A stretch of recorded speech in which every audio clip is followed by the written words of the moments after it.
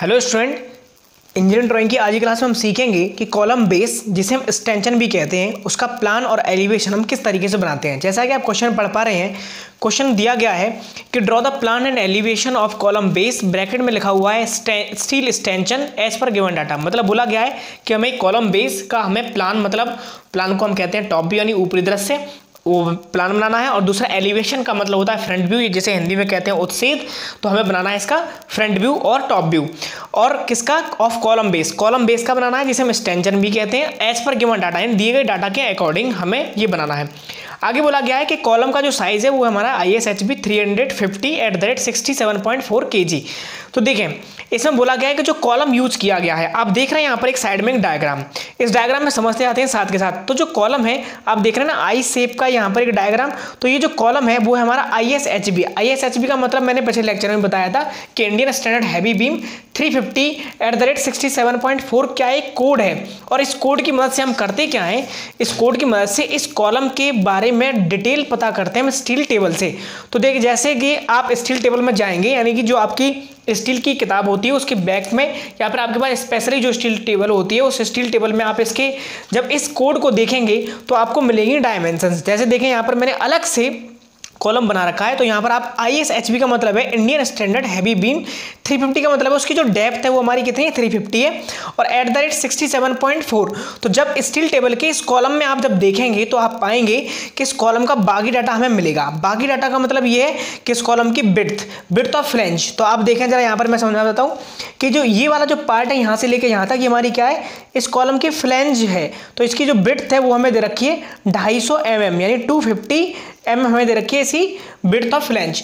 जबकि अगर हम बात करें इसकी डेप्थ क्या है हमारी, ये वाली जो हमारी डेप्थ, ये जो डायमेंशन यहाँ से लेकर यहाँ तक, यानी कि जो आई सेक्शन की टोटल गहराई है, आई सेक्शन की जो टोटल डेप्थ है वो हमारी कितनी है, D = हमें पता है कितनी, हमने कोड से ले रखी है 350 mm हमें गिवन भी है। ये आगे देखें, इसके TF का मतलब थिकनेस ऑफ फ्लैंज।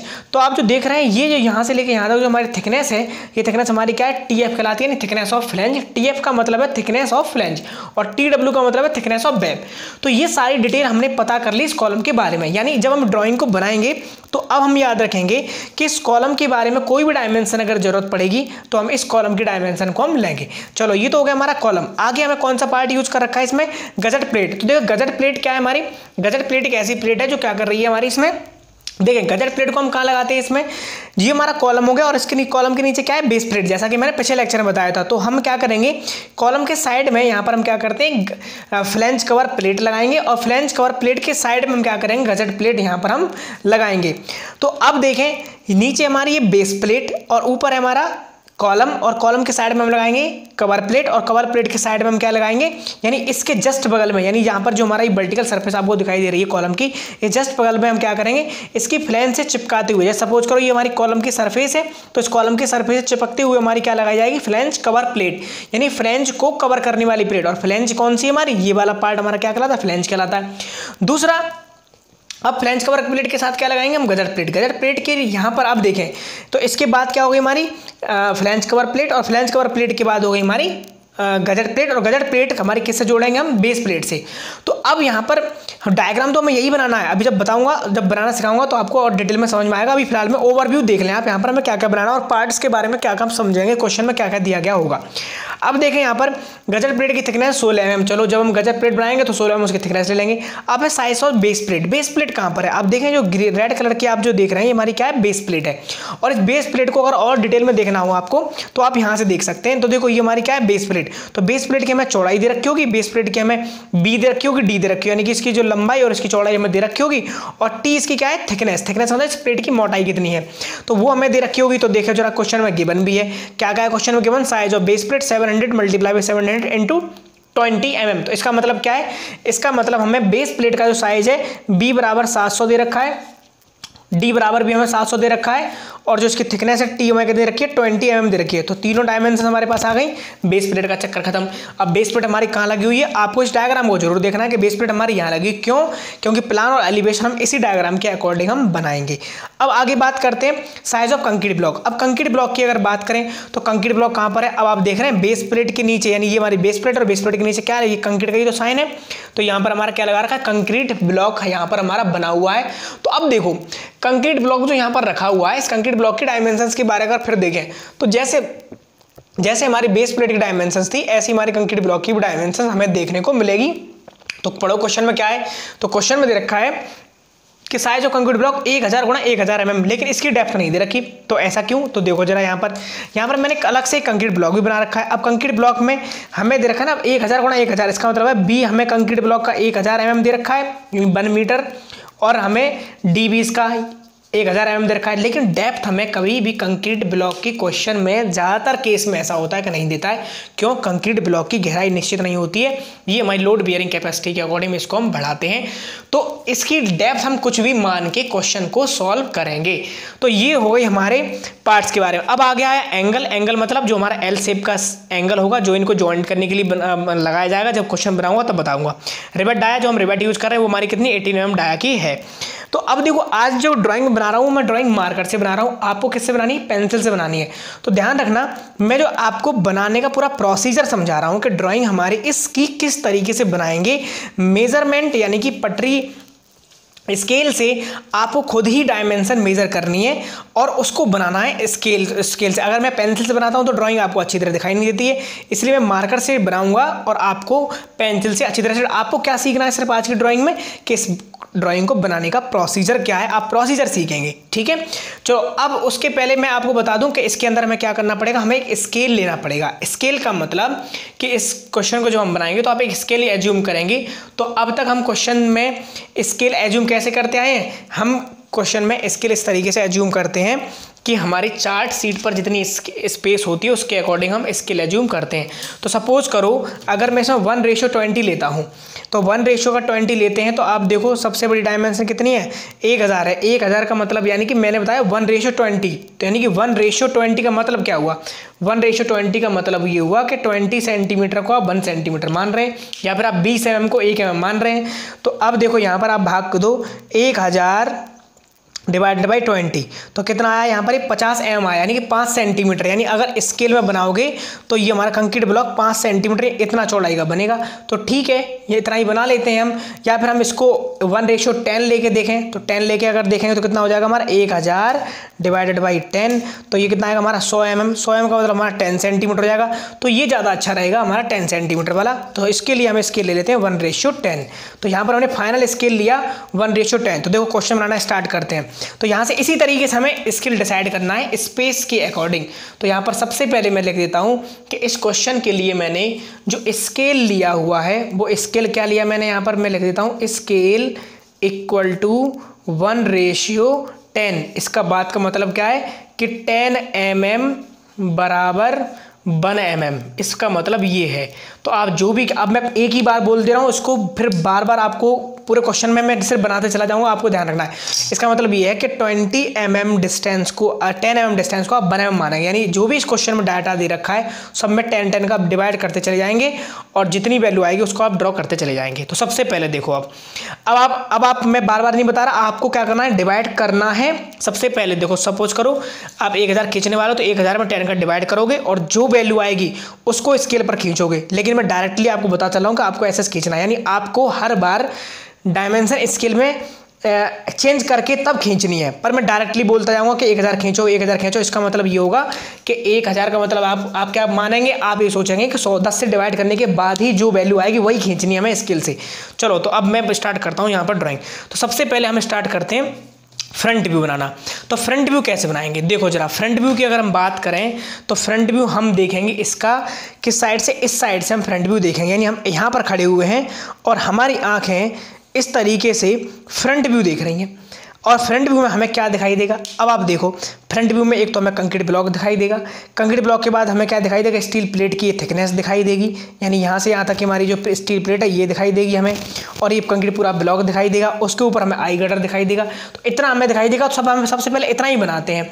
तो अब देखो कंक्रीट ब्लॉक का डायमेंशन क्या क्या थी, अब यहाँ पर देखते जाओ। कंक्रीट ब्लॉक की डायमेंशन लिख लो यहाँ पर देख के, फिर मैं बाद में दिक्कत नहीं होगी। कंक्रीट ब्लॉक की क्वेश्चन में डायमेंशन अभी हमने लिखी थी 1000 गुणा 1000, यानी कि ये भी हमारी कितनी है? यहाँ से यहाँ तक ये हमारी 1000 है। कितनी है? 1000 mm। और ये भी हमारी कितनी है? 1000 mm। दोनों 1000 है। और उसके बाद हमारी बेस प्लेट, और बेस प्लेट का साइज़ क्या है, बेस प्लेट का साइज़ कितना हमारा 700 mm, यानी कि ये भी हमारी 700 हो गई, यानी यहाँ से लेके यहाँ तक भी हमारी कितनी है 700, और यहाँ से लेके यहाँ तक भी कितनी हमारी 700 है। चलो उसकी थिकनेस कितनी है हमारी 20 mm, थिकनेस भी आ गई। यानी डायमेंशन अब याद कर लो आप तुरंत कि ये हमारा 1000 है, ये भी 1000 है, ये हमारा 700, ये भी 700 है, और थिकनेस हमारी 20 है। ठीक है, तो अब हमें सबसे पहले क्या करना है, कंक्रीट ब्लॉक को बनाते हैं। तो कंक्रीट ब्लॉक को बनाने के लिए हम क्या करेंगे, यानी जो हमारा कंक्रीट ब्लॉक है, जो हम इधर से देखेंगे तो हमें क्या दिखाई देगी, ब्लॉक की ये वाली सरफेस हमें दिखाई देगी। तो देखो अब हमने क्या किया, ब्लैक कलर के मार्कर से 1000 mm, 1000 mm का मतलब अब तुम क्या समझोगे, 10 से भाग दो 100, 100 mm का मतलब होगा 10 सेंटीमीटर, यानी कि 5 सेंटीमीटर दोनों तरफ खींच देना है। तो हमने क्या किया, देखो बिल्कुल बॉटम पर स्टार्ट करना है हमें, 5 सेंटीमीटर दोनों तरफ तुम्हें क्या करना है, एक लाइन यहाँ पर खींच देनी है, 5 सेंटीमीटर और 5 सेंटीमीटर इधर। ठीक है, डेप्थ हमारी कितनी, मैंने कहा कितनी भी ले सकते हैं, तो डेप्थ का तो कोई चक्कर ही नहीं है, तो डेप्थ तो आप बना दो अब यहाँ पर। तो हमने क्या की, 3 सेंटीमीटर की डेप्थ मान ले रहे हैं, 4 सेंटीमीटर डेप्थ मान ले रहे हैं। तो हमने क्या किया, 4 सेंटीमीटर की डेप्थ कोई निश्चित नहीं, आप कितनी ही मान सकते हैं। तो हमने क्या किया, यहाँ पर डेप्थ अपने हिसाब से ले ली, और उसके बाद हमने क्या किया, इसको हमने इस तरीके से हल्की लाइन से क्या करना है, इसको मिला देना है, और ये हमारा कंक्रीट ब्लॉक हो गया। कौन सी सरफेस हो गई देखो कंक्रीट ब्लॉक की, जब इधर से देख रहे हैं तो ये वाला पूरा कंक्रीट ब्लॉक हमारा हमें नज़र आ रहा है, ये वाला। तो इस पर हमें क्या करेंगे, कंक्रीट का साइन दिखाने के लिए जैसा उधर किया हुआ है वैसे ही डॉट डॉट डॉट डॉट हमें कंक्रीट का साइन इधर भी हम दिखा देंगे। तो इस तरीके से हम क्या कर रहे हैं, कंक्रीट का साइन यहाँ पर हम दिखा देंगे। तो ये हमारा हो गया कंक्रीट का साइन। तो ये हमारा क्या बन गया, कंक्रीट ब्लॉक बन गया। अब कंक्रीट ब्लॉक के ऊपर अब देखो, आपको कंक्रीट ब्लॉक के ऊपर क्या दिखाई देगी, आपको स्टील प्लेट। तो स्टील प्लेट की हमारी चौड़ाई कितनी है 700, और थिकनेस कितनी है हमारी 20। तो हमें क्या करना है, इस बेस प्लेट, इस कंक्रीट ब्लॉक के ऊपर क्या रखना है हमें, स्टील। तो स्टील 700 का मतलब क्या हुआ, मैंने कहा ना 10 से डिवाइड करो तो कितना बचेगा 70, 70 का मतलब कितना हो गया, सेंटर से 35 इधर 35 इधर। तो जो ग्रीन लाइन हमारी क्या है, सेंटर लाइन है।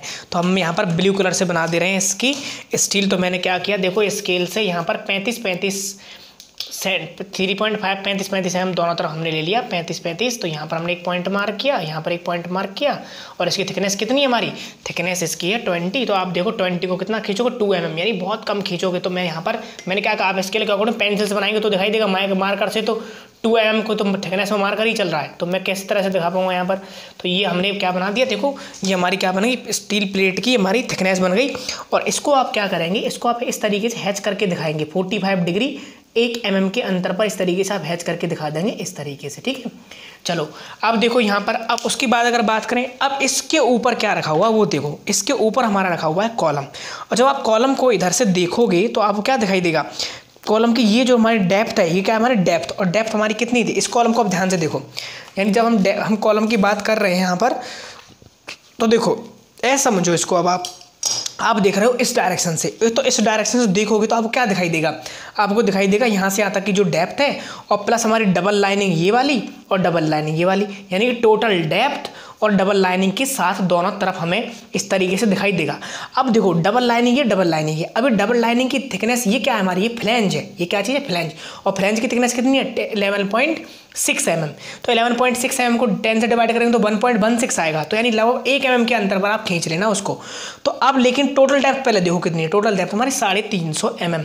तो 350 mm यानी सेंटर से 350 का आधा इधर आधा इधर, पहले आप इसकी डेप्थ को खींचो, क्योंकि जब आप इधर से देखोगे तो आपको गैपिंग दिखाई देगी, और गैपिंग कितनी है हमारी यहाँ से यहाँ तक 350 mm। तो 350 mm पहले खींचेंगे, यानी कि 35 mm का मतलब 350 mm को 10 से डिवाइड करो कितना आएगा हमारा 35 mm। तो 35 mm का मतलब हो गया 17.5 mm हम दोनों तरफ से खींच देते हैं। तो यहाँ पर अब हम खींचेंगे ग्रीन कलर से, हम एक्सटेंशन बना रहे हैं ग्रीन कलर से। ठीक है, चलो ब्लू कलर से ही बना लेते हैं।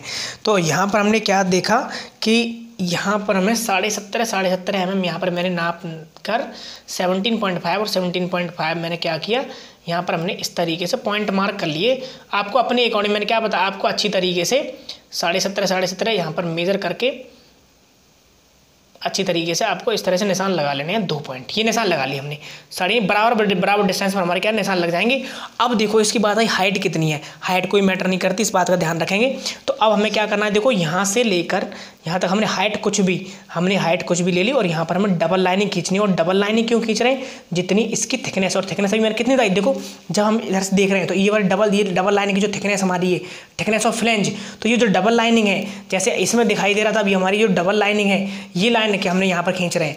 और बिल्कुल सेम वे में हमें क्या करना है, यहाँ पर भी हमें क्या करना है, बिल्कुल इसी तरीके से डबल लाइनिंग यहाँ पर भी हमें ड्रॉ कर देनी है। ये हमने खींच ली यहाँ पर देखो। अब यहाँ पर हमने जो खींची है डबल लाइनिंग, उसके बाद हम क्या करेंगे, यहाँ पर हमें स्केल से इस तरीके से यहाँ पर हम कट का निशान लगा देंगे। कट का निशान मतलब सेक्शन कर देंगे। इसका मतलब ये है कि कॉलम की और भी हाइट ऊपर हमारी हो सकती है, ये मतलब हो गया यहाँ पर। तो देखो ये हमारा क्या बना, हम यहाँ पर हमने बना लिया फ्रंट व्यू। तो ये हमारी कितनी थी डेप्थ टोटल 350, फिर बनाए में इधर की डबल लाइनिंग हमने गैपिंग खींच दी। तो ये हमने क्या बनाया, इसका फ्रंट व्यू बनाया। जब हम इधर से देख रहे हैं, जब आप ये देखो बस कि आपको इधर से देखने पे क्या दिखाई दे रहा है, इधर डबल लाइनिंग ये वाली और डबल लाइनिंग ये वाली, और इन दोनों के बीच में गैपिंग हमें दिखाई दे रही है। तो ये हमारा हो गया इसका फ्रंट व्यू। चलो अब फ्रंट व्यू के बाद अगर बात करें, ये हमारा क्या बना लिया हमने यहाँ तक कि कॉलम बन गया, और कॉलम के बाद हमारी बेस प्लेट पर रख दिया, और ये हमारा कंक्रीट ब्लॉक बन गया। अब इसके बाद क्या करेंगे, इसके बाद क्वेश्चन में आपको दिया जाएगा फ्लैंज कवर प्लेट। तो फ्लैंज कवर प्लेट का साइज दिया जाएगा, तो मैं यहाँ पर लिख देता हूँ फ्लैंज कवर प्लेट। देखें फ्लैंज कवर प्लेट आपको क्वेश्चन पेपर में दी जाएगी।